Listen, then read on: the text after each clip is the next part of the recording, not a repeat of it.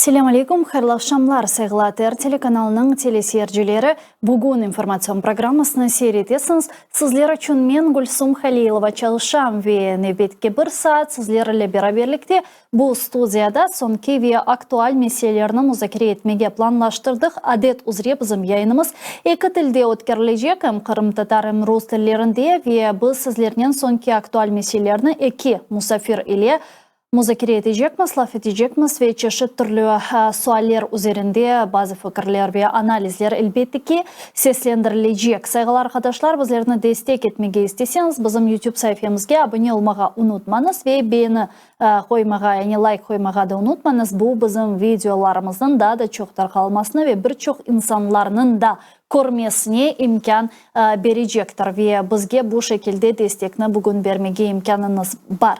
Айтқаным gibi saygılı arkadaşlar, hakikatinde laf etilmesi ve muzakire etilmesi gerek olan çok sualler mevcut ve onlar sırasında elbette ki birinciden bu Ukrayna'da olan cenk ve bu cenk şaraitlerinde demek Rus işgalcilerinin işgal etilgen topraklarda ve Rus topraklarında, özlerinin topraklarında nevbetteki seferberlik ilan etkenleri. Elbette ki Rusya Müdafaa Nazirligi nevbetki seferberliknin ihtiyacı olmağanını aytsa da bazı topraklarda bu seferberliknin bitmegen, yani daimi bir şekilde ötkerilgen malumatları zaten herkeske malum. Ukrayna istihbaratının da bergen malumatlarına göre Rusya bu seferberlikni hiçbir vakit toxtatmadı ve özünün ordusuna insanlarını, özünün vatandaşlarını ve işgal etilgen topraklarda diğer memleketinin, yani Ukrayna vatandaşlarını celp etmege devam etmekte. Ve bu mesele elbette ki bizlerini alakadar ete, çünkü Rusya'nın stratejiyası yüzyıllarca şundan ibaret. Demek orduğa mahsus tamir halklarını, milli azınlıklarını çağırıp onlarını böylece yeryüzünden silmege, böylece yok etmege ve Kırım Tatarlar, işgal etilgen Kırım'da yaşayan Kırım Tatarlar vatandaşlarımız elbette ki istisna değil, istisna olmaydı ve görgenimizge göre istisna olmayacak. Çünkü birinci büyük seferberlik ilan etilgeninden sonra malum olğanı gibi birçok Kırım Tatarlar ve hususan erkekler yarımada vatanımızı terk etmek mecburiyetinde kaldı ve kalmağa da devam ettiler. O sebepten bu mesele etrafında Kırım Tatar temsili organı, yani Kırım Tatar Milli Meclisi insanlarga çağıruvlarda buluna hiçbir şekilde verilgen celpnameler, yani повесткаларны almamağa, hiçbir şekilde Rus ordusuna barmamağa, gerek olsa hapishanege barıp ama Rus ordusuna barmamağa ya da hiçbir artık çözüm yolu, hiçbir yol kalmaganda demek hatta vatanını terk etmege, hatta Kırım'ı terk etmemege ama hiçbir şekilde Rus ordusuna kirip Rusya'nın harbi cinayetlerine koşulmamağa, öldürülmemege, çünkü cenkке barmak hususan Rusya tarafından bu öldürülmek demektir. Cinayetçi olmamağa çağıra ve zaten her bir Kırım Tatarları bunu bile, bu malum bir mesele. Saygılar arkadaşlar, ben Kırım Tatar tilinde başladım ama bizim birinci musafirimiz bu demek meşhur bir siyasetşinas olacak ve onun biz başka tillerge geçmek gerekmiz ve hususan uluslararası, yani halkara meydanlarda yüz bergen sonki aktual hadiselerini laf etmege planlaştırdık ve ben onu selamlamağa isteyim. Saygılar arkadaşlar, витаю в эфире телеканала АТР. Вы смотрите информационно-аналитическую программу «Бугунь». Для вас работаю я, Гульсум Халилова. И первый гость нашего эфира – це Олег Саакян, політолог, керівник платформи «Єдиний координаційний центр». Пане Олеже, вітаю вас. Селям алейкум. Мои витания. Пане Олеже, я вот сегодня нашу беседу хотела начать с такой новости. Как известно, Национальное собрание Армении приняло законопроект о ратификации Римского статута, на основе которого основан Международный уголовный суд, ранее выдавший арест на задержание российского диктатора Владимира Путина. За решение проголосовало 60 депутатов, 22 выступили против. Для одобрения проекта необходимо было 54 голоса. Перед голосованием две оппозиционные фракции заявили, что будут голосовать против, но тем не менее с количественным большинством это решение принято, и Армения уже ратифицировала Римский статут. Вот Как вы оцениваете эту новость, и можем ли мы на основе нее сказать, что Россия теряет свою силу как soft power, да, так и вот уже физическую силу, которая долгое время находилась на территории Кавказа, вот в особенности после ситуации с Карабахом, с Нагорным Карабахом? Безусловно. И на самом деле российские влияния в Армении таяли в течение всех лет независимости. Армения по инерции находилась под влиянием России. И действительно, это одна из стран, где влияние России по формальным причинам было, по формальным показателям, скажем, было крайне серьезным, поскольку Армения геополитически затиснута с разных сторон, не имея ни выхода к морю, имея небольшую территорию, малое население, большая часть армян живут в диаспоре, а не в Армении. Соответственно, здесь Армения всегда опиралась на внешние силы в том, чтобы балансировать свое незавидное геополитическое положение. И Российская Федерация этим пользовалась и имела действительно целый ряд влияний на Армению. Но еще с момента распада Советского Союза в Армении был взят курс на выстраивание внутреннего суверенитета, усиление, отдавая, скажем, России взамен на это внешний суверенитет во внешней политике и политике обороны. ФСБ стоял на границах, военная база российская, но при этом свой аналог декоммунизации, дерусификации в Армении провели еще в 90-е годы, когда отменили обучение на русском языке в школах, в Армении его нет, отменили, поменяли все названия улиц, не связанные с Арменией, все советские улицы, названия городов, все было почищено, плюс поменены учебники по истории, политика национальной памяти лежала в основе. И таким образом Россия проиграла несколько раз Армении. Первый раз это с распадом Советского Союза. Стратегически с каждым новым поколением Россия теряла. Молодежь сегодняшняя уже далеко не ориентировалась на Россию. Во-вторых, они теряли через постоянные эксцессы, которые происходили в Армении с российским присутствием. То какой-нибудь военный российский напьется и убьет семью, то еще что-то. И каждый раз это вызывало серьезные волнения антироссийские. Но это никогда не перерастало в системную, не пророссийскую, скажем, или антироссийскую политику. И вот сейчас третий раз Армению Россия уже проиграла, когда действительно не просто не выполняла своих союзнических обязательств, как это было и ранее, что уже провоцировало армянские власти к тому, чтобы диверсифицировать свою внешнюю политику. Но сейчас Россия просто-напросто разменяла Армению. Собственно, о чем предупреждали эксперты из Украины неоднократно, что для России не существует союзников. Для России существуют лишь геополитические трофеи. Да, но Это разменяла ее на что? Ведь активы. Азербайджан и Турция, мы не можем назвать эти страны стратегическими партнерами России. Мы можем назвать их отношения взаимовыгодными, но сказать, что вот прямо не стратегические партнеры, там друзья навеки и прочее, сказать, наверное, нельзя. За день до полномасштабного вторжения в Украину, 22-23 февраля, Азербайджан подписал с Россией договор о стратегическом партнерстве и союзничестве.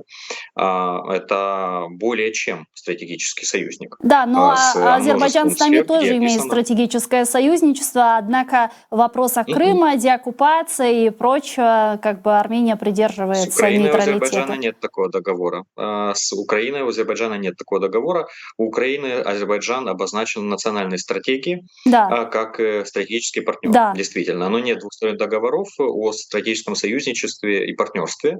Тут очень асимметричные взаимоотношения. Для Украины очень важно сохранять взаимоотношения максимальной включенности и с Азербайджаном, и с Арменией. Нам выгодна и стабильность в регионе Южного Кавказа. России выгодна нестабильность. Они ее капитализируют, свое присутствие. А Украине здесь важно и тем более не переносить противостояние южнокавказское на территории Украины, где есть две большие диаспоры. Армянская, третья в мире по размеру, где-то до полумиллиона людей, и Мгм. азербайджанская диаспора более 100 тысяч, около 150 тысяч. Также одна из достаточно больших и серьезных, и ресурсных в том числе диаспор. Поэтому, конечно, для Украины здесь четкий свой интерес максимально иметь двухсторонне насыщенную повестку с Азербайджаном и с Арменией. Но если говорить о ситуации на Южном Кавказе, теперь отстраниться просто от Украины, то Российская Федерация в данном случае решала для себя несколько задач. Первая задача — это укрощение строптивой Армении. Программа «Максимум» — это была то, что миротворцы российские закрывают глаза на начало операции Азербайджаном, и она перекидывается на территорию с Армении. Судя по тому, как информационно эта так называемая антитеррористическая операция Алиева сопровождалась, постоянно акцентирует внимание на том, что азербайджанская армия побеждает армянскую армию в Карабахе. А Армения на каждом шагу, через каждые полчаса заявляла, что там нет армянских военных, и армянская армия в казармах. На фоне этого происходили учения американо-армянские на территории Армении, и как-то чудным образом они очень быстро образовались. Они не планировались изначально года, а вот просто в миг, именно на те дни, когда начиналась операция Азербайджана. И каким-то чудным образом американские военные оказались, собственно, практически в тех точках, и даже не практически порою, где потенциально могли быть провокации на азербайджано-армянской границе. Чем Соединенные Штаты плюс подкрепляли это заявлениями неоднократно господина Блинкена и остальных о том, что территориальная целостность Армении является нерушимой и священной, чем они фактически предотвратили возможности провокаций на границе. Программа «Максимум», судя по всему, была то, что Азербайджан получает Карабах, но взамен за это происходит активизация на границе азербайджано-армянской, и Россия на волне проигрыша армян Карабаха, на волне того, что Армения оказывается в заперти фактически, и лишь вопрос дней, когда она проиграет в этой войне, Россия приходит на спасение Армении. И Пашинян скидывается, и, соответственно, пророссийские ставленники. Таким образом, Россия разменивает Карабах на Армению в целом. Но этого не Удалось не произошло. допустить. Соответственно, Россия разыгрывала чуть другую карту, скорректированную, план «Б», который не удался по понятным причинам. Это дестабилизация внутриполитическая в Армении с растяжкой для Пашиняна. Если Пашинян идет защищать Карабах, то в таком случае реализуется сценарий 1. И если Пашинян не идет, то, что произошло, когда Армения, признавая территориальную Азербайджана, сказала, что армянские войска не будут принимать участие в боевых действиях, и это не война с Арменией, собственно, то в этом случае его сразу же начали клеймить пророссийская оппозиция предателем Родины. Был штурм здания правительства, и, в общем, там 3000 людей приблизительно был митинг. И, кстати, на следующий день, знаете, сколько он набрал? Чуть больше 300 человек. И вот в этом и причина, почему не удалось. Все лидеры оппозиции пророссийские, а на этом фоне они и до этого были маргинальны. Последние выборы в Ереване прошли за неделю буквально до активизации войны. Явка была на выборах 28%. Население показало желтую карточку как правительственному кандидату от партии Пашиняна, так и, собственно, пророссийской оппозиции. Они одинаково показали, что все политики их не удовлетворяют. На этом фоне собрать реально устроить революцию и государственный переворот, не имея популярных лидеров, просто невозможно. Но Россия попыталась. Сейчас делается ставка на то, что волна мигрантов и российские миротворцы активно помогают сейчас армянам с Карабаха выезжать в Армению по понятным причинам, что этнические чистки для этого региона очень известное явление, и, соответственно, там небезосновательные есть опасения за жизнь армянами. Ну, они выезжают, и Россия рассчитывает на то, что сейчас это плюс 100 тысяч с копейками армян, которые без жилья, с огромными потребностями гуманитарного характера сейчас появятся в Армении, потерявшие дом, и понятное дело, что критически настроены к армянским властям, что они создадут достаточную гремучую массу для того, чтобы можно было попробовать спровоцировать снова политический кризис и снять Пашиняна и, соответственно, поставить пророссийские власти. Зачем это? Поскольку, сейчас договорю, поскольку Азербайджан и Армения были на финишной прямой возможности урегулирования конфликта при посредничестве Соединенных Штатов. Уже все двигалось, практически на финиш зашло.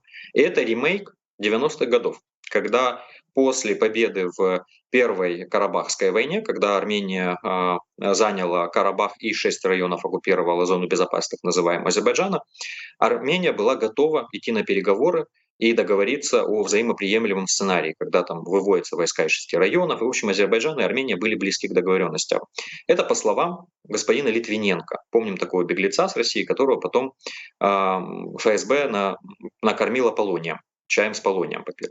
И он тогда, среди прочего, дал свидетельство о том, что теракт с расстрелом армянского парламента был организован ФСБ для того, чтобы не допустить мирных договоренностей и урегулирования конфликта между Азербайджаном и Арменией, привести в Армении к власти карабахский клан, который был несговорчив и в данном случае тогда не пошел на никакие адекватные договоренности и, соответственно, по праву победителя якобы оставив за Арменией и эти 6 районов Азербайджана как зону безопасности. Соответственно, это, конечно, спровоцировало реваншистские настроения, то, что Азербайджан все эти годы готовился к военному освобождению территорий. Мгм. Вот, собственно, то, что тогда Россия отыграла свою роль, устроив теракт с расстрелом парламентариев, депутатов внутри парламента, чтобы сорвать договоренности, вот сейчас нас приводит к сегодняшний день, где мы оказываемся снова в той же ситуации, когда Россия пытается сорвать договоренности и сорвала их, активизировав войну, как минимум ее миротворцы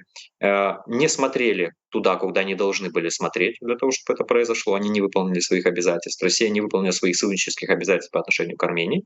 И тем самым это операция по принуждению строптивой Армении. Программа максимум — это получить всю, программа минимум — дестабилизировать и закрепиться в регионе. Функционально России необходим Зангезурский коридор, так называемый. Да. Это трасса, которая проходит в долине реки Аракс на границе с Ираном, разрезая всю Армению, соединяя Азербайджан с эксклавом Нахичеванем азербайджанским.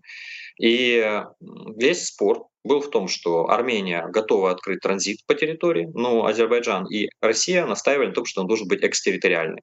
То есть эту дорогу Армения должна отдать под контроль России и не иметь на ней влияния никакого. Соответственно, это бы отрезало Армению от Ирана, союзника Армении. Тут очень интересная ситуация, что в ситуации Армении совпали интересы Соединенных Штатов и Ирана, и Франции, и Европейского Союза. Найти еще какую-то точку, где бы все они были ситуативными союзниками, вообще сложно себе представить.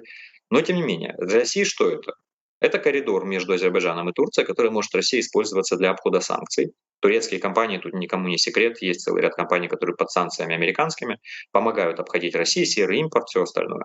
Эта дорога экстерриториальна, соответственно, Армения не может ее контролировать. Армения очень строго следила за тем, чтобы не использовать армянские компании для обхождения санкций, и ни одна из них под американскими, например, санкциями не попала, хотя проверки были, и даже на уровне слушаний в Госдепартаменте ставили конкретный вопрос сенатор американский. Есть ли информация о том, что Армения помогает России обходить санкции? И Госдепартамент конкретно сказал, что нет такой информации, Армения не помогает обходить санкции. И поэтому эта дорога необходима России для того, чтобы обеспечить себе транзит товаров для серого импорта. Плюс это сухопутная дорога в Сирию через Турцию. У России очень серьезные проблемы со снабжением своего присутствия там, им приходится его сокращать и разменивать его с Ираном фактически. Это один из активов, который Россия сейчас продает, обменивает в взаимоотношениях с Ираном. Вот поэтому Зангезурский коридор — это тоже одна из точек напряжения. Карабах остается конфликтной зоной, как бы там ни было, еще на долгое время. Еще не все не закончено. 30 лет была подконтрольная территория Армении с территориями Азербайджана, и это не решило конфликт. Сейчас Азербайджан контролирует, но это не решит для мирового сообщества конфликта, он будет тлеть. Ну и тем более там же остаются так называемые российские миротворческие силы, насколько я понимаю, по договоренностям 2020 года они там находиться должны 5 лет, да, то есть в принципе выйти они оттуда должны в 2025 году. И тут вопрос, выйдут ли? Очень хороший вопрос. Вообще, вся эта ситуация, мне кажется, что Азербайджан погнался за ситуативной выгодой и, к сожалению, возможно, для себя попал в стратегическую ловушку. Ведь действительно сейчас Алиев получил для себя внутриполитическую победу. Можно заявлять на всех площадках, что территориальная целостность восстановлена, вопрос решен. Вопрос, правда, не решен, но территориальная целостность восстановлена — это факт. И это победа. Но при этом, на самом деле, Азербайджан за это заплатил частью суверенитета. Ведь до этого была возможность решить данный конфликт дипломатически и получить признание границ и конструктивность. А сейчас мировое сообщество будет следить с тройной пристальностью за тем, что происходит в Карабахе, и требовать от Азербайджана сохранения прав, свобод и, соответственно, большей автономности для армян Карабаха. Плюс следить за историческим наследием, там храмы 4, 7, 9 века есть, которые, конечно, и ЮНЕСКО, все остальные сейчас следят очень сильно, чтобы ничего с ними не произошло, ведь есть трагические истории подобные.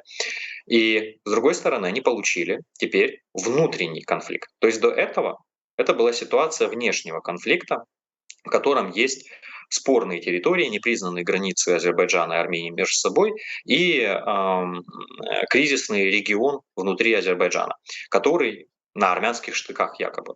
А теперь Азербайджан получил классический внутренний конфликт. А кто же посредник в этом конфликте и гарант мира? Правильно, остаются российские миротворцы. И Россия сейчас посредник для процесса разоружения, для процессов амнистии, для процессов выпуска армян по Лачинскому коридору и все остальное. Теперь Россия модератор. Мы прекрасно в Украине знаем, что такое, когда Россия пытается себя выставить посредником в конфликте, который она называет якобы внутренним. Вот Мгм. сейчас Азербайджан попал в ловушку, в которой он остался один на один с Россией, Но почему же которая есть эту Турция рану. у Азербайджана? Конечно, но Турция не может взять и отминусовать Россию, которая формально имеет мандат и которая теперь находится как гарант якобы безопасности армян Карабаха внутри уже Азербайджана. Теперь Россия в любой момент может сказать, у нас по мандату мы должны защищать, мы должны контролировать дороги, мы должны то все, и это предъявлять Азербайджану, и Мгм. ее оттуда только силовым образом выгонять. Я не представляю себе ситуации, как Азербайджан объявляет войну России, даже опираясь на Турцию. Ну, может, к тому времени вот той России в той конфигурации, которая есть сегодня, не будет, потому что здесь идет война с Украиной, и непонятно, что завтра будет с российским режимом, поэтому вот возвращаясь к нам, и мы с вами обсудили Азербайджан, Турцию, Россию, ситуацию на Кавказе. Как эта вся история может повлиять на нас, отразиться на российско-украинской войне? И по поводу Армении еще один вопрос. Можем ли мы говорить, что Армения, будучи, кстати, частью ОДКБ, да, перейдет к политике вестернизации? Уже перешла, начну с конца. Представитель Армении в ОДКБ был отозван еще месяцами тому, когда и заявление Пашиняна было сделано, то, что наибольшей ошибкой Армении была опора в своей безопасности на Россию. Это было, по-моему, испанскому медиа сказано. Первая леди, его жена, приезжала в Украину на форум, на саммит первых леди. И, кстати, где конкретно называла войну войной, например. Мгм. То есть этот путь, как и совместное учение с Соединенными Штатами, как и начало ратификации Римского статута, оно же было сначала через судебные институции, там Конституционный суд Армении проходило, это было начато еще больше, чем полгода назад. Все это уже было конкретными и четкими шагами по так называемой вестернизации. Что для Украины сейчас? Конечно, украинский интерес был бы в стабильном регионе Южного Кавказа. Для нас он важен и энергетически, он важен торгово, логистически и как минимум просто любые витки противостояния сейчас там отвлекают внимание от российско-украинской войны. Во-вторых, есть очень специфические вопросы, например, разоружение сейчас армии Карабаха, которое происходит. И, например, одна из загадок, а куда же девается все это вооружение и техника? Оно передается азербайджанским вооруженным силам, Мгм. но разоружение по договоренностям происходит российскими миротворцами, а они не факт, что передают это Азербайджану. Соответственно, не появится ли эта техника, танки, БТРы, гаубицы и вся остальное вооружение, не появится ли оно на украинском фронте со стороны России? Не оставит ли Россия себе конфискованное у вооруженных сил так называемого Арцаха вооружение у себя? Это прямой и очень серьезный интерес Украины, поскольку там техники было на самом деле и тяжелой техники достаточно много. Это серьезный импульс. Мы тут выгрызаем каждый десяток танков на Западе, который Украина покупает, которые поставляются как помощь, ремонтируются, все остальное, а там идет речь о сотнях единиц тяжелой техники. Это серьезное подкрепление для России было бы. Заканчивая темой геополитики, там клубок, в котором сошлись ситуативные интересы.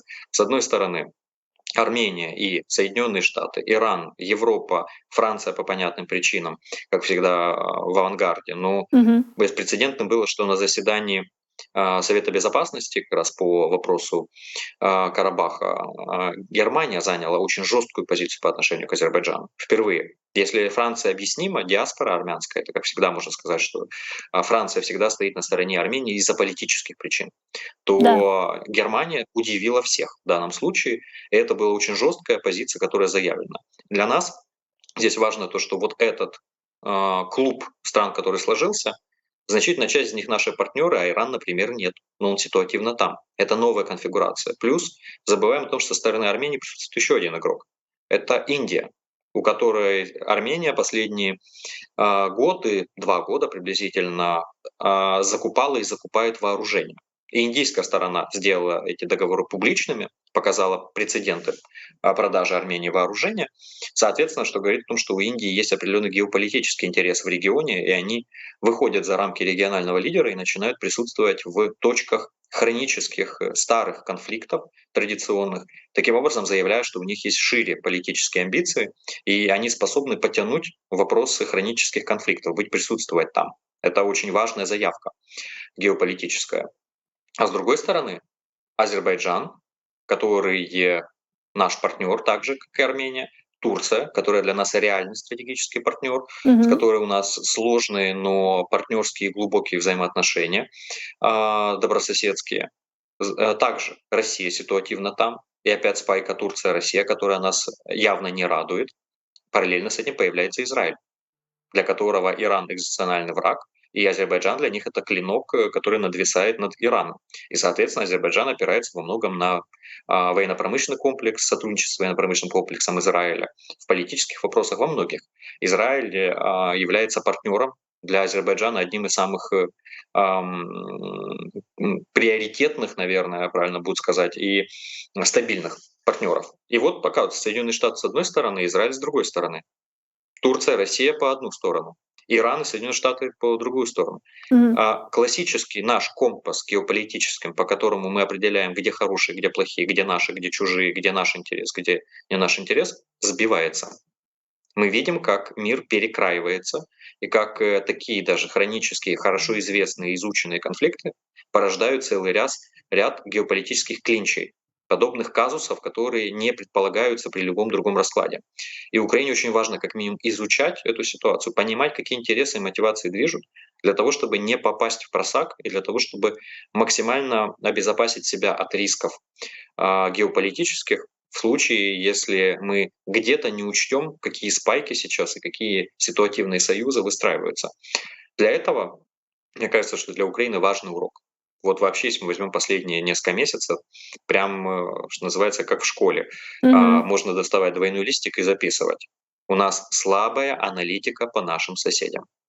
Нам необходимо знать наших соседей лучше, чем самих себя. И это первый приоритет. И Да, тем более, аналитический, и что мы не раз коммуникационный. впадали в такие казусы. Помните, у нас была история, когда президент Украины выступал в греческом парламенте, и там у него была поддержка в отношении там, организации, которая действовала на территории Украины, там в Одессе, да, и это вызвало просто бурю эмоций, негодование, недовольство у Турции, у которой не очень простые, скажем так, даже сложные отношения с Грецией. Это прям очень тонкий лед. Я с вами здесь 100% согласна.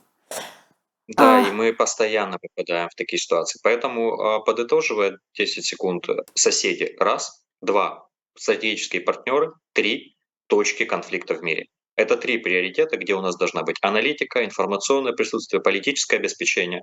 И если мы страна, которая волей случая сейчас наконец-то ощутила себя присутствующей на мировой карте, и где определяется часть судьбы мировой, мы страна региональный лидер в потенциале, мы должны присутствовать в этих точках, мы должны понимать, что там происходит, и четко понимать, каков наш интерес.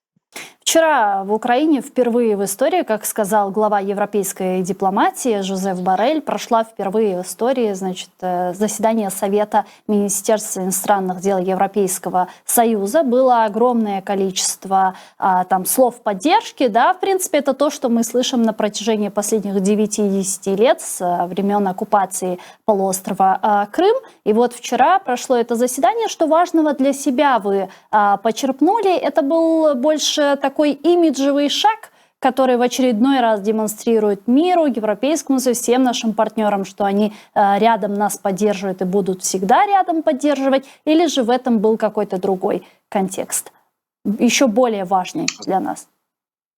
Знаете, меня позабавил министр иностранных дел Швеции, который не смог принять участие там в саммите, поскольку забыл паспорт. Большего оптимиста в отношении Европа ориентированности Украины и евроинтеграции, наверное, я еще не встречал. То есть человек настолько глубоко уверен, что Украина уже внутри Европы, что, собственно, как в соседний супермаркет собирался в Да. Украину, даже без паспорта.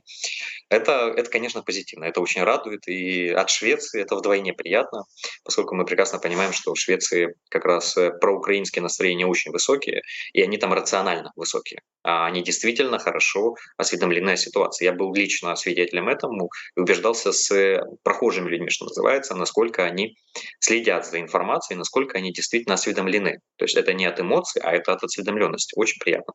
Если говорить о подобном заседании министра иностранных дел, которое проводилось в Киеве, неформальный их форум, то, конечно, это беспрецедентно. И не только то, что в Украине. Вообще беспрецедентно, что это происходило вне территории стран Европейского Союза, членов. Это впервые в истории подобное. Это акт поддержки для Украины, это акт подчеркивания того, что Украина уже является частью европейского пространства. И то, что мы еще формально не входим в Европейский Союз, мы экономически еще не входим туда, мы не входим логистически, политически, но это не значит, что мы не являемся цивилизационно, культурно и географически не являемся Европой. Это подчеркивание того, что у нас общее будущее и ощущение общее общего европейского дома, и Украины как неотъемлемой части его, несмотря на то, что мы не входим в Европейский Союз формально. Третий момент — это возможность было синхронизировать часы, как любят говорить дипломаты на своем профессиональном жаргоне. Это возможность с закрытыми дверьми проговорить деликатные вопросы, проговорить темы, связанные с поддержкой сейчас Украины, с представлениями о том, как дальше ситуация будет развиваться. Это то, что не сделать по дистанционной связи. Ведь после прецедента с Трампом, когда Соединенные Штаты без согласования по решению Трампа опубликовали телефонный разговор Мгм. Трампа с Зеленским, вот волей случая так получилось, что Украина и тут была первопроходцем, к сожалению. После этого в целом дипломатия откатилась во времена холодной войны, челноковой дипломатии, когда летали друг к другу для того, чтобы передать какие-то слова, поскольку связи не могли доверять. Вот сейчас мы фактически в той ситуации снова, только в случае с Украиной это еще сложнее, потому что надо ехать поездом либо машиной, а уже не прилетишь в Киев. И, соответственно, сейчас такая встреча — это возможность сразу целый комплекс вопросов, которые деликатны, которые невозможно поднять через дипломатическую связь, через личные разговоры, телефонные, условно говоря, между лидерами, поднять их и обсудить. Это очень важно. Дякую вам дуже, пане Олеже. Чох сагон, що знайшли час, доєдналися до Навзаєм. нашого ефіру. Чох сагон, Тешекюрлер. Олег Саакян був з нами на прямой связи, політолог, керівник платформи «Єдиний координаційний центр». Менесі зайғылар қадашлар, Қырым татар тіліне кечмеге істейм, чүнки невбетеке мұсафирымыз Қырым татар милимежес рейсіміздің муавины ве Украина милет векіле Ахтембей Чайгоспызны еште, онен сонки актуаль меселерні музакирет ежекміз. Ахтымаға, селям алейкум. Мерабанс. Алейкум селям. Ақтымаға сақ олыңыз яйынымызға қошылғаныңыз үшін сізнен лаф етмеге істегенім чоқ меселер бар. Ве білесіз, шу меселеден башламаға істейм, чүнки бұл суалде мұна хусусан сізден фікіріңізні ешітмек çok mühim, çünkü siz de diğer siyasi mabuslarımız gibi Rusya hapishanesinde bulundunuz ve siyasi mabus oldunuz ve Nariman Bey Celal, Asan ve Aziz Ahtemovlarının şimdi Rusya topraklarına keçirülüvü ile bağlı tünevin bir haber geldi. Malum olğan üzere onlar Ahmedjit'nin sizosunda, hapishanesinde bulunaydılar ve hukum çıkarılğanından sonra artık hukumunu keçirmek için başka Rusya'nın koloniyalarına keçirilir. Asıl da sizin fikrinizce bir sabık siyasi mabus olarak mında bir tehlike var mı? Bu bir şeyde farkı asılda var mı? Ya Ahmedjit hapishanesinde bulunganlar ya da Rusya topraklarında bulunganlar. Bu nasıl yanı konfiguratsiyalarını yaratabilir? Nasıl yanı şartlarını yaratabilir? Nasıl bakasız bu haberge? Şimdi biz koruş geçirdik elçimizden, Türk elçisinden. Haberin var, Türkiye'de de bütün görüşmelerde bu ballarımızın adlarının etrafında konuştuk. Aslında ben özüm duygularım her zaman söyleyeyim. Şimdi söyledim. Bu çok ağırlıkka düştüler bizim ballar. Aslında diğer oturan insanlar zek deyimiz, suların sizodan çıkarsalar, koloniya yollasalar, anda vaziyetleri yengilleşe. Ne için degende, onun için haberiniz var. Sizoda oturgan insanların oturgan zamanları 2'ge koşular. Demek bir yıl otursan 2 yıl dep sayla, sizoda olay değil. Ama Nariman asıl bizim bu ballarının yanı sizoda songi sefer oturdular ve bu yanı sizo aslı sersemşiler. Pek ağır vaziyette. Bana da söylerdiler. Bu nara deyler, nariste oturma mümkün değil. Başka anda oturmasan oturmaya başka imkanın da yok. Ama Nariman'a karşı mutlaka bunu ben bugün de söyledim. Mutlaka da keskin onse bu işte andaki çalışan politsiya var, işte onların adları başkaça ama politsiya diyeyim. Ve söyledim, misal men etrafımda konuşkanda ve talaplar etkende haydan olsun, Avrupa'dan olsun, Amerika'dan ya da bunda Ukrayna'dan ayrı Türkiye'den men vaziyetimi çok Dikkat yengilce ayrılgan olur. edi. Da çok dikkat ayrılırdı ve yengilce edim. Ben onu duyardım 2 seneden sonra türmede, ama şimdi de ben açıkçası söyledim. Nariman'ın ve bizim ekibimizin vaziyeti daha ağırlaştı. Demek söylegen sözlerimiz, konuşan konuşmalarımız varıp yerine gerek derece varıp çıkmıyor. Bunu ben söyledim. Türkiye'de de söyledim, şimdi burada da söyledim ve anlaganım gibi şimdi bunu etrafında çalışmalar alıp varılacak. Bu çok mühim. Ne için degende bu işin etapka gitti Nariman ve ne kadar zaman olacak etapta ballarla beraber onu Allah bilir, haber almada imkan olmayacak ve ne kadar çok devam etse bu etap o kadar şubemiz çoklaşacak. Etap o bu pek ağır mesele, zaman. Her şey olabilir.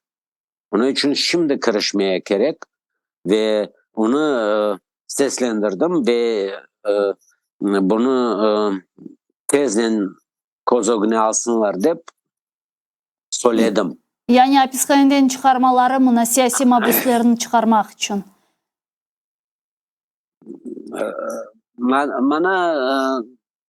Mana men şahsım var edi, doğrusunu aytganda. Men de hazırlardiler etapga, ama yetiştirdiler Simferopol'den alma. Ahmetçikler.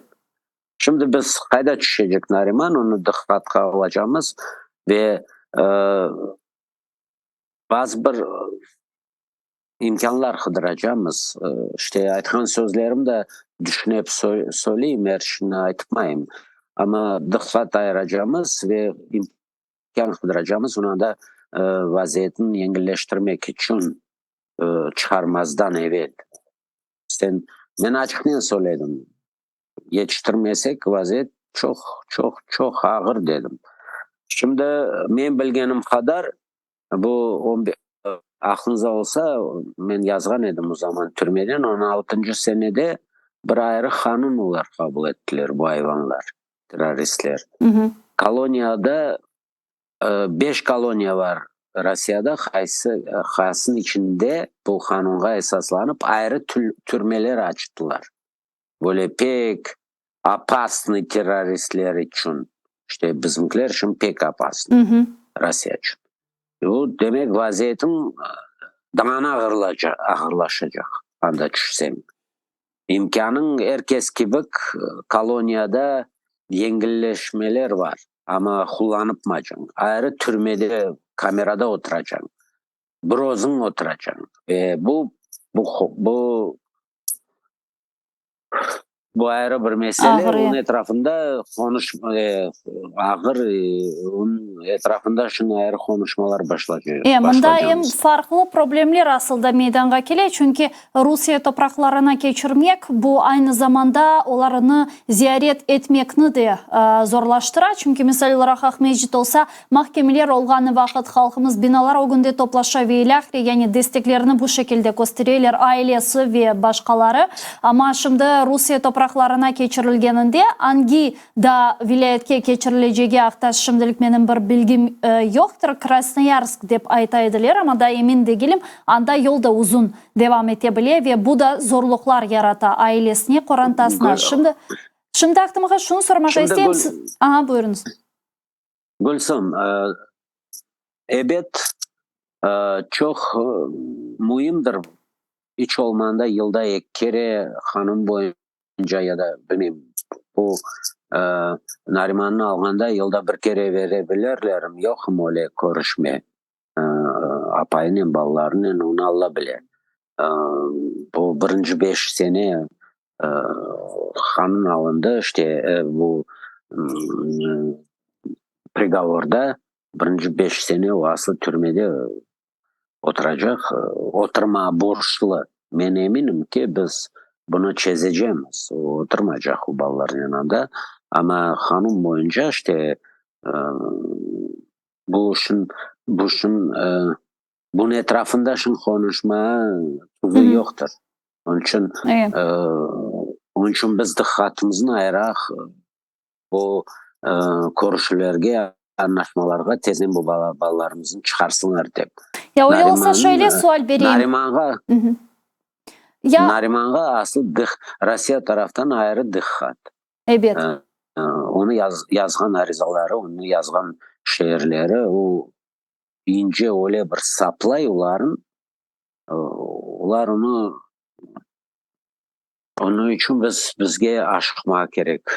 Tezden onu ve diğer balları çıkarmağa. Ya buna dediniz ki Türkiye elçisi geldi demek ona da bu meseleni açıkladınız. Bir müddet evvelsi Türkiye'ye ziyarette bulundunuz. Kırım Tatar halkının lideri Mustafa Ağa Cemilev'le beraber. Men de sizinle beraber o eyette var edim. Bazı görüşmelerde men de sizlerle oldum. Diğerlerinde olmadım. Sadece sizler oldunuz işte liderler, milletvekili olarak ve men aslında şahat edim. Siz görüşmede bu meselelerini kotergenizge, bu meselelerini demek müzakere etkenizde. Bu sadece men yayında sizge sual berip siz bana cevap vermeysiniz. Men anda canlı şekilde sizin yanınızda bulunup bularını kordum ve çok kısa cevaplarını da eşittim. İşte bazı diğer görüşmelerinizde hususan siz nasıl hissetesiniz? Rusya hazır mı bunu yapmaya? Türkiye'nin aracılığı ile Türkiye siyasetçilerinin görüştük, laf ettiniz ve ile ahire. Sizince aslında bir imkanı var mı? Kordunuz mu bu imkanı? Hissettiniz mi? Beklemege Rusya'nın hazırlığın o vakt cöyme. Rusya bir zaman hazır değil. Men oturanda da men de çıkarma hazır değildiler. Ama Türkiye ve bizler yolları kıdıramız. İnşallah taparıq. Neçün degende biz işittik en mühim şeyini bu Erdoğan'ın da görüşmelerinde Putin'in kotere bu Nariman ve bizim ballarının meselesin ve erşini aytmayacağım. Ama bizim işandıralar bunu sonları varıp çıkacaklar dep işandıralar. Daha bir mühim mesele ve bu sualde elbette ki sizin fikirleriniz de mühim. Biliyorsunuz bu mobilizatsiya Rusya'da hiçbir vakit toxtamay. Ve şimdi onlar kuzde yanı bu seferberlikni e'lon etip demek o'zining ordusuna yanı insanlarını celp etmege başladılar, celp etiler. Rusya Mudofaa naziri Shoygu degenine göre yok. Biz yanılarını çağırmayacağımız, yanılara kerekmeyveylek ama bu seferberliknin daimi bir şekilde sonki 2 yıl devamında o'tkazilgani herkesga ma'lum. Endi Ukraina istihbarat kuvvetleri de bunu таздыхлай. Мына ақтымаған насыл көресіңіз, шымды бұл сеферберлік чарчевесінде Қырым үшін, Қырым татарлары үшін да жеде бір телукелер бар мы? Олса, сіз мисал оларақ халқа не тавсия етесіңіз бөлі вазеті? Мен her zaman telefon hastasının ve efirlerde açıkten söyleyeyim, aldanma. Yazık ki bazı bir ana babalar bu şeyini anlamayıp ölümleri de gördük yani. Bu hayvan devletin arkasından cenkке düşken özünü Kırım Tatar saygan uları ölümleri de gördüler ana babalar. Bu naz ana baba ben asla anlamayın. Böyle позорный nedir bu? Rezil. O pek bir akıllı söz taptın. Böyle bir maskara. Ya da Aslı maskara. gelecekte maskaralıkta uydular da. Demek bu bütün millet olgan cez bu mesele her zaman çıkacak. Allah'a şükür onlar pek azlar. Ama geberdiler bu aram Rusya'nın açkan cenkinde. İşte bu ana babaların ben asla anlamayın. Ama başka kalganlarına ben söyleyeyim. Böyle bir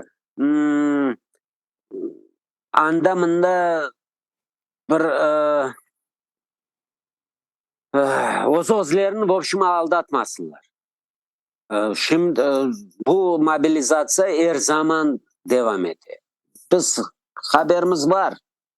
Nasıl ular anda bizimkiler yolları kıdırıylar, nasıl olup bu mobilizasyondan saklanma. Ama özlerini aldatmasınlar. Şimdiden imkan var, Kırım'dan çıksınlar. Ben açıktan söyleyeyim. Bazı bir şunu endi Gülsüm sen de işitmeysin evet. Bu bizim mındaki bazı bir endi açıktan söyleyeceğim. Akıllı laflar aytkan söyleri de var edi. Eğer de mecburi sen endi düşsen askerlikке sen imkanı tap da Ukraynalar tarafına teslim ol. Esirgeç zdavаться edi. Rusça aytacağım anlasınlar. Teslim olmak zdavаться. Bu da bir özünü aldatmaktır. Gerek mi o şeyler? Kolay değil de teslim olmağa yani. Kolay değil öyle cenk yok bunda. Bunda o bir lotareyadır. Eğer sen imkanın olacak da sen kolların götüreceksin de son seni alacaklar da plenge son sen söyleyeceksin işte mecburi odur budur. Birinciden maskara edeceksin özünü. İkinciden yok milletin endi özün maskara olganın özünde kalsın ama milleti maskara edeceksin. İkinciden senden onu lotareysa düşecek mi yok mu? Ama düşse de sen mında bu silahı eline algan Ukrayna'ya karşı alganın hep tabir kozogunu alacaklar. Onun için ne gerek bu oyunları yapmaya? Nedir bu demek benim başka şansım yok da onun için mecbur yanında gittim. Şansın var. Evet türmeye oturma istemeysin ama şimdi Kırım'dan çıkmaya şansın var. Yolların kıdır da çık ama çıkmadın. Demek uların ellerine çıktın. Akaylığın olsun da söyle. Ben almayacağım silahı. Ben Rusya tarafında cenkке çıkmayacağım deyip, varmayacağım deyip akaylığın yetsin. Ana baban da sana doğrusunu söylesin. Son peşman etmesinler. Silah algan son Rusya tarafından cenkке iştirak etken son maskara olganın bir yerde kalsın. Cenazenin yapkanında cemaat da kemecek. Onu kozogunu alsınlar ana babalar. Onun için ben her zaman söyleyeyim, şunu da söyleyeyim. Kırım'dan çıkın. Biz de da düşünüyoruz bu şeylerin. Ben işten böyle laflar ya ballarım ne olacak, ana babam hartlar ne olacak, bizim ana babalarımız da anda. Onun için biz bu şeylerin çok yaxşı anlayıq ve bazı bir fikirleri aytganda men bu şeylerin kozogunu özüm de o yaşayışından keçem. Men de yakınlarım Kırım'dalar. Ama ben söyleyeyim, açıktan söyleyeyim. chiqqan Qrimdan. Biz yo'llari qidiramiz, bizim xartlarımıza, bizim balachiqlarimiza, qizlarimiza to'qinmasınlar deb bir garantiyalar qidiramiz. Turkiyada da ko'rishuvlarda birinchi sen o'zing eshitding, bu masalani birinchi yerda qo'yamiz. Bu bizim milletimize bu hayvanlar bir zarar chiqarmasinlar deb. Ama yoshlarimiz Qrimdan chiqsinlar. Çıksınlar kayda mı sual peyda ola. Çünkü biliyorsunuz bütün dünya boyunca Kırım Tatarlar serpildi. Kimi Avrupa Birliği'nde, kimi Kanada, kimi Amerika, kimi Türkiye ve ilahri. Yani çıkıp da Ukrayna'ya gelgenlerden miqdarı çok değil. Yok, men onu evet öyle isterim ama herkes misal bazı birileri çıktılar ve söyleyler ya biz gelsek bizim balachiqlarimiza, qizlarimiza, apaylarimiza birden anda askerler, bu FSB'şnikler kelleler, o da var. Onun için Ukraynistler bana bu sualleri vergende men açıktan söyleyeyim. Yazık ki balaçağından çıkarıpmaysın. Birinci biz 9 sene o'zimiz söylerdik. Çıkman Qrimdan, Qrim Tatarsiz kalmasın deb. İkinciden biz şunu söylesek, balaçağının çıkta kelminde desek, keme öyle hazırlık yoktur. Ama maskara olma, satkın olma ve iç olmanda Qrimdan çık. Çıkta ve bu cinayetliklerge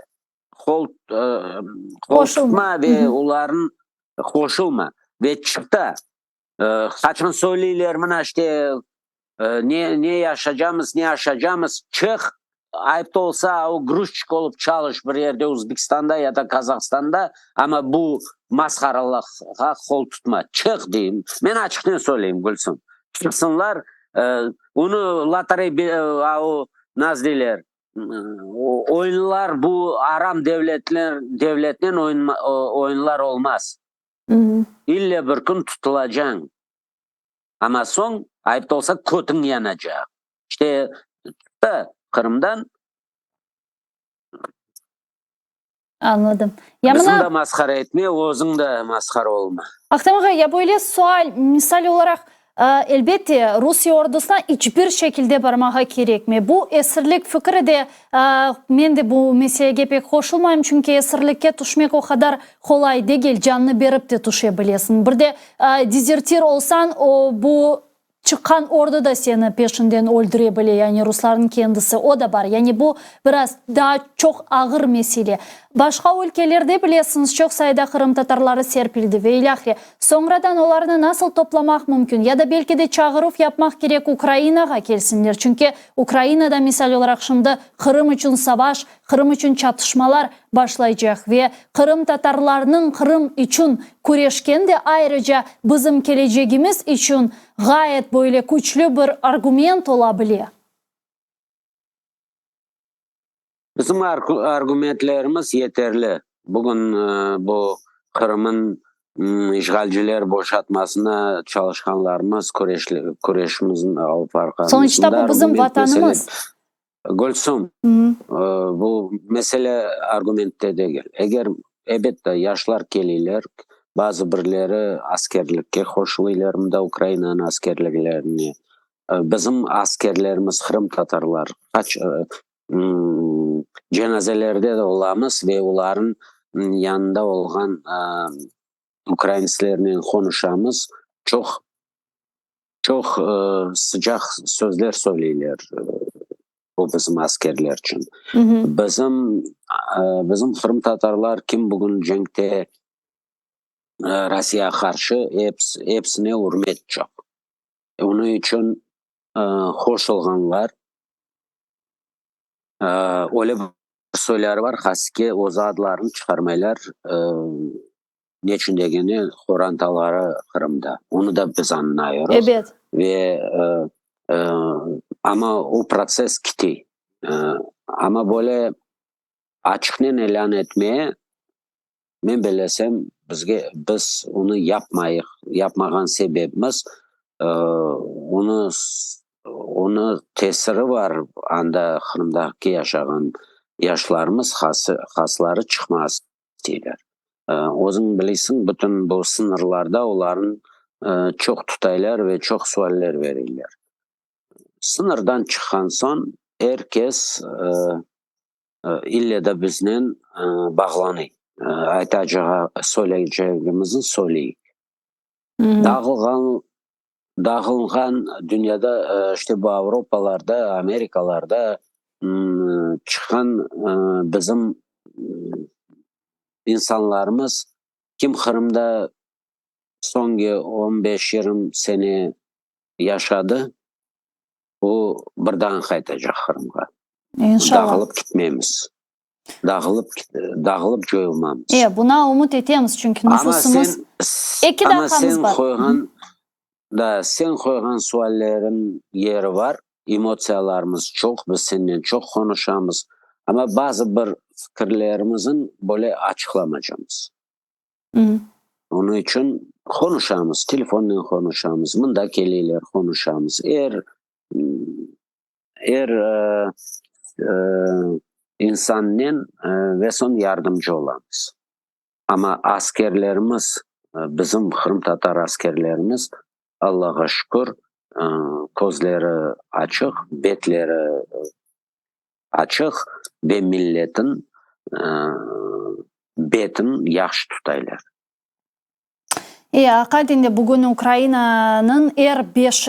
taburunda bir Kırım Tatarı ve Kırım Tatarı asılda cenkleşiye özünün vatanı, özünün toprağı ve özünün bağımsızlığı için. Aktımıgan mına 2 dakikamız kala yayınımızın yekunlenmesine şimdi bilesiz Kırım'a ciddi böyle hücumlar yapa Ukrayna, anda Rusya'nın Karadeniz flotuna ciddi zarar berdi ve ilahi. Siz bu gibi hadislerge asılda böyle memnuniyetten bakasınız mı? Sizin fikrinizce bu işgalden kurtarılığını tezleştiriyor mu? Ya da başka böyle bir kıymet kesimlerimiz var? Aslı bu deokupasyon kısmıdır. Silahın deokupasyon kısmı. Ben ona bir seneden beri söyleyeyim. Distansiyonlu deokupasyon Kırım'ı. Başladı yani. Evet. Öyle bu silahla biz anda yapan işlerimiz rezultat verir. Ve şimdi ben belirlesem yakın aradan bayağı bir şeyler göreceğimiz. Ve bu hayvan Horgan Köprü'nde yok etmesine ben eminim ki hareketler yaptılar. Evet bu bir taraftan Kırım'daki olan bizim semedeşlerimize aslında vatandaşlar, Ukrayna vatandaşlarımıza ağırlıklar gösterecek, yaratacak. Ama o da bu işgalcilerden boşama bir kısmıdır. Onun için bu hareketler, silahlı hareketler devam edilecek. Büyükten büyük teşekkürler. Çok sağ olun Saktamağa. Vakit tapıp yayınımızga hoşulganınız ve suallarımızga cevap bergeniz için növbeteki yayınlarımızda görüşmek üzere. Çok sağ olunuz.